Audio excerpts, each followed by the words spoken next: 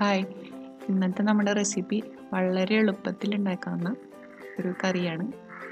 ഇത് ചപ്പാത്തിയുടെ കൂടെയും അതുപോലെ അപ്പത്തിൻ്റെ കൂടെയും ചോറിൻ്റെ കൂടെ കഴിക്കാൻ പറ്റിയ നല്ലൊരു കറിയാണ്.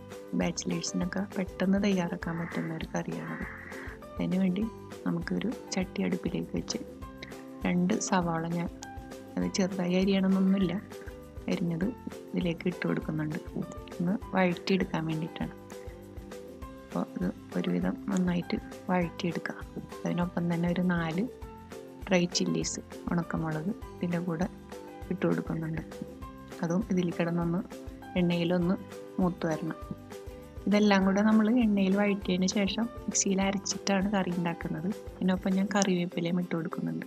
ആവശ്യത്തിന് കറിവേപ്പില ചേർത്ത് കൊടുക്കുക. പിന്നെ ഒരു 1/4 ടീസ്പൂൺ ചെറിയ ജീരകം അത് ഇട്ട് കൊടുക്കുന്നുണ്ട്. ചെറിയ ജീരകം ചേർക്കുമ്പോൾ നല്ലൊരു പ്രത്യേക ടേസ്റ്റ് ആയിരിക്കുള്ളൂ ഈ കറിക്ക്. എല്ലാം കൂടെ ഒരുവിധം നന്നായിട്ട് വഴന്ന് വന്നിട്ടുണ്ട്. ഇനി ഇതിലേക്ക് ഞാനൊരു ടീസ്പൂൺ നിറയെ മല്ലിപ്പൊടി ഇട്ട് കൊടുക്കുന്നുണ്ട്. ഒരു 1/2 ടീസ്പൂൺ കുരുമുളക് പൊടി അത് ഇട്ട് കൊടുക്കുന്നുണ്ട്. എന്നിട്ട് ഒന്ന് ചെറുതായിട്ടൊന്ന് ഒന്ന് വഴറ്റിയെടുക്കുക. പെട്ടെന്ന് തന്നെ നമുക്ക് ഫ്ലെയിം ഓഫ് ചെയ്ത് കൊടുക്കുക. ഒരുപാടിട്ട് വഴറ്റേണ്ട ആവശ്യമില്ല, മല്ലിപ്പൊടി കരിഞ്ഞു. എന്നിട്ട് ഇതിലേക്ക് ഒരു വലിയ ടീസ്പൂൺ തേങ്ങ ഞാൻ ഫ്ലെയിം ഓഫ് ചെയ്തതിന് ശേഷം ഇട്ടാൽ മതി. ഇട്ട് കൊടുത്തിട്ട് ഒന്ന് ഇളക്കി എടുക്കുക. എന്നിട്ട് നമുക്കിതിന് ചൂടാറാൻ വെക്കണം.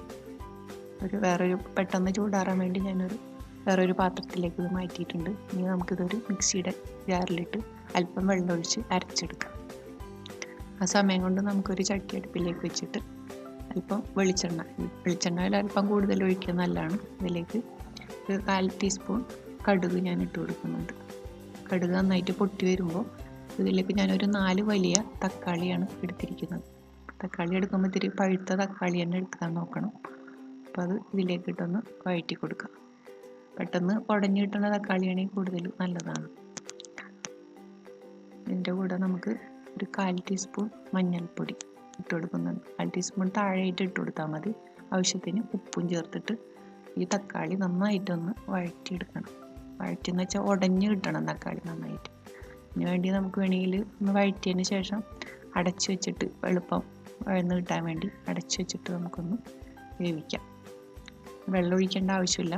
ഈ എണ്ണയിൽ കിടന്ന് തന്നെ അത് നന്നായിട്ട് വഴന്ന് വരും. ഒരുവിധം നന്നായിട്ട് ഇത് ഉടഞ്ഞു വന്നിട്ടുണ്ട്. ഇനി നമുക്കിതിലേക്ക് ഈ മിക്സിയുടെ സവാളയുടെ മിക്സ് അരച്ചതാണ്. അപ്പോൾ അത് ഇതിലേക്ക് ചേർത്ത് കൊടുക്കുക. അധികം വെള്ളം ഒഴിക്കാതെ ഞാൻ നല്ല പേസ്റ്റായിട്ട് അരച്ചതാണ്. നല്ല പേസ്റ്റ് പരുവത്തിൽ അരച്ചെടുത്തതാണ്. അപ്പോൾ അത് ഇതിലേക്ക് ചേർത്ത് കൊടുക്കണം.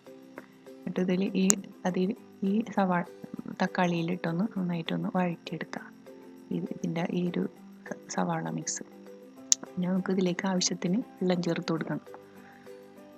ഞാൻ കുറച്ച് വെള്ളം മിക്സി കഴുകിയിട്ട് തന്നെ ഒഴിച്ചു കൊടുക്കുന്നുണ്ട്. ഇനി വെള്ളത്തിൻ്റെ അളവ് നമ്മൾ നോക്കണം. കാരണം ഈ ഒരു കറി കുറച്ച് സമയം ഇരിക്കുമ്പോൾ ആയിട്ട് വളരെ തിക്കായിട്ട് വരുന്നൊരു കറിയാണ്. അപ്പോൾ അതുകൊണ്ട് തന്നെ അതിനനുസരിച്ച് നമ്മൾ വെള്ളം ഒഴിച്ചിട്ടെടുക്കണം.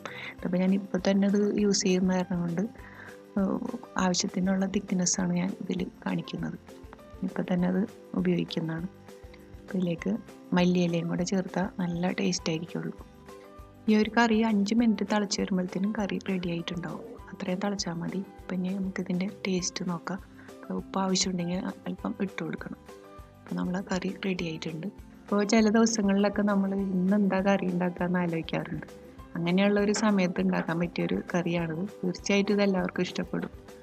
ഈ വീഡിയോ നിങ്ങൾക്ക് ഇഷ്ടപ്പെട്ടിട്ടുണ്ടെങ്കിൽ നിങ്ങൾ ഷെയർ ചെയ്യാനും സബ്സ്ക്രൈബ് ചെയ്യാനും മറക്കരുത്. ഇൻഷാ അല്ലാഹ് അടുത്ത വീഡിയോയിൽ കാണാം. Thank you.